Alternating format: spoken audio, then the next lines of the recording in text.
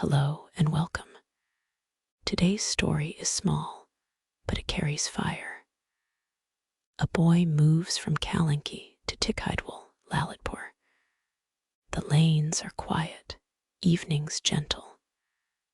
Life finds a rhythm, college by day, a rented room by night. One afternoon, hunger arrives. Dal is cooking when the flame dies. The gas cylinder is empty. Rice stays raw. Vegetables untouched.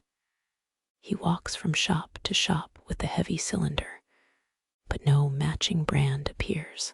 Finally, a familiar shopkeeper speaks. An exchange is possible, 400 rupees extra. 400. For some, nothing. For a student, everything. That night, he eats at a friend's room, fed by kindness. Still restless, he calls again. Same price. Then he says quietly, "Sir, ma student ho." Silence follows.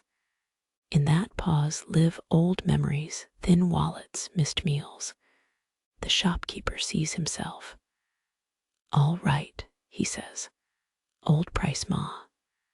That evening, fire returns. Rice boils. Vegetables sizzle.